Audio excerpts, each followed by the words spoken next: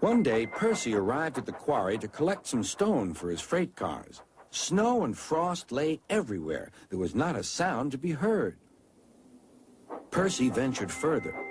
He found Mavis, the new diesel engine, resting in the shelter of some rocks. "Cheer up, Mavis," he whistled. Mavis was still remembering the trouble she'd had with cars. "Manager says I don't listen to advice. He says I've no business jauntering down Toby's line. Toby's a fusspot." "Toby has forgotten more about freight cars than you will ever know," replied Percy.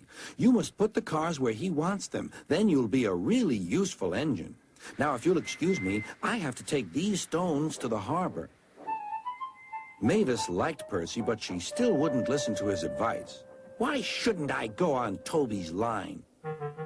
The siding arrangements were awkward. To put the cars where Toby wanted them, Mavis had to make several journeys. She started making a plan. "If we used the teeniest bit of Toby's line," she said to her driver, "we would save all this bother." Her driver, suspecting nothing, allowed them to go as far as the first level crossing.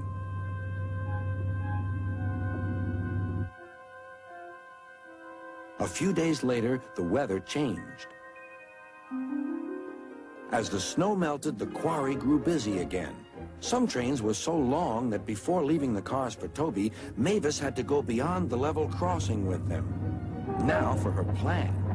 She would go further down the line without it seeming her fault. "Can you keep a secret?" she asked the freight cars.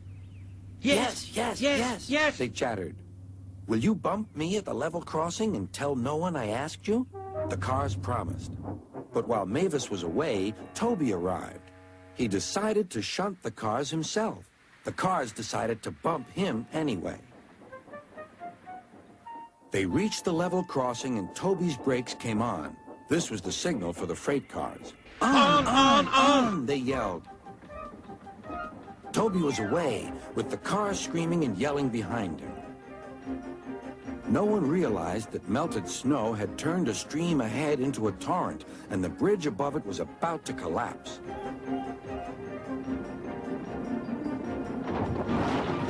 The rails were now like a tightrope across the thundering water. "Stop! Stop!" cried Toby.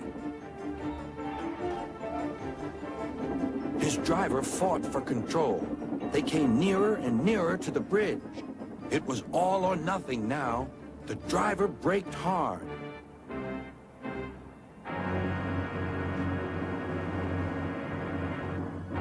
Toby stopped, still on the rails, but with his wheels treading the tightrope over the abyss. Mavis was horrified and quickly came to the rescue. Workmen anchored Toby with ropes while she pulled the freight cars away. Then she helped Toby to safety.